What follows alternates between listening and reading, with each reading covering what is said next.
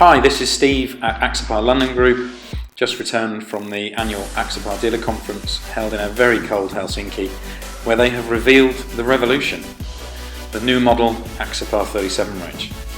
The following clips were shot during the event, and I hope to show you some of the new features of this exciting product. Please contact me or any of my colleagues for further information. Our contact details can be found at the end of this video.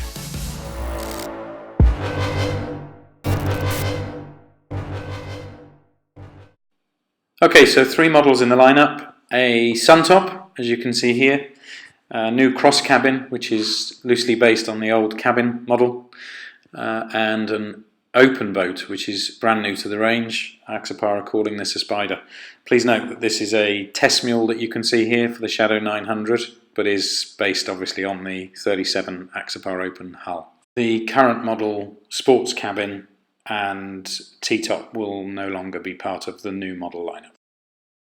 So a completely new and redesigned hull shape, offering vastly improved hydrodynamics for more responsive driving, higher cruising speeds, safer handling and lower fuel consumption.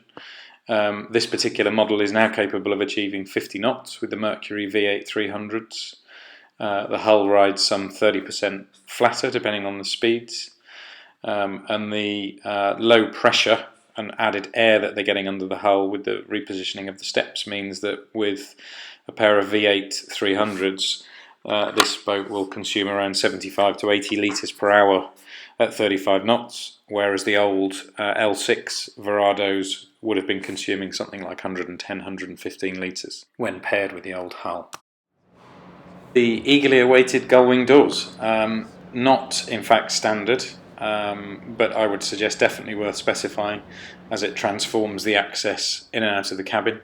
I have to say the quality seems great. The materials used, the fabrication, the hinges, all seems very well manufactured.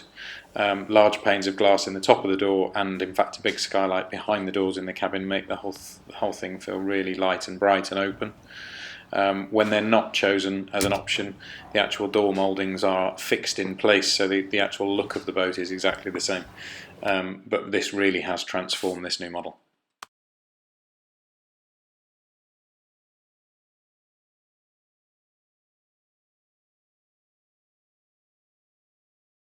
So sunbathing on the foredeck is available. It will be an option.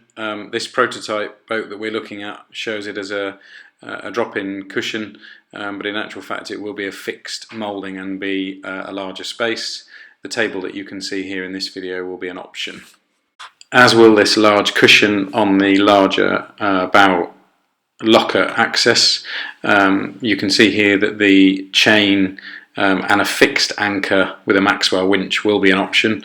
The whole area I think is fitted better and offers some good control and anchoring, and an improvement over the old model. So hatch locks have been redesigned, which was well needed. The drawer fridges have been relocated so they're more easily accessible. And you'll notice that the big sills that used to exist in the aft cockpit have gone, so it's now flat access into the main aft cockpit. The underfloor storage is still featured in this model, pleased to see.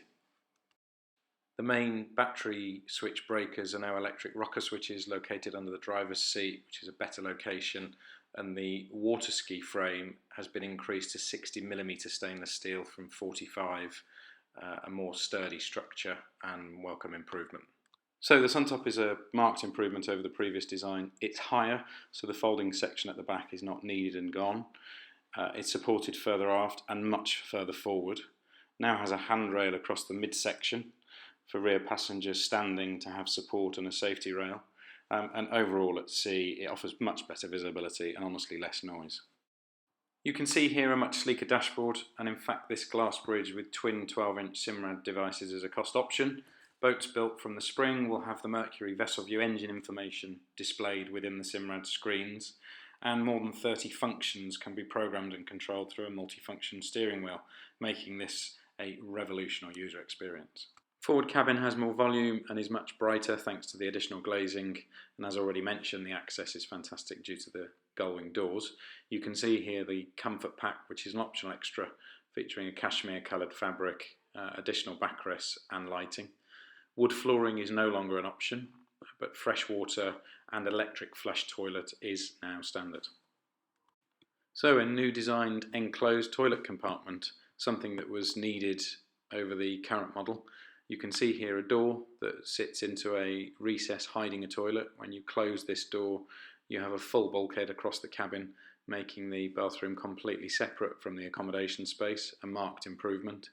When you open this door, as I just said, it opens into a recess hiding the toilet, so the access through into the cockpit means you wouldn't necessarily know there is a toilet or a shower there.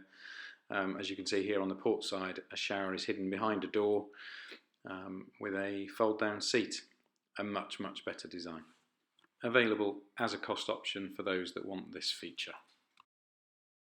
An important thing to note is that the seats fitted to the final production boats will be a completely new design, and what you can see in these videos are the current model seating.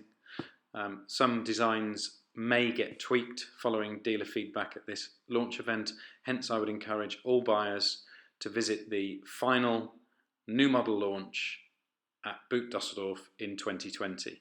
And for those people that are keen to own a new Axopar, please talk to one of our salespeople to reserve a slot. Thank you for watching.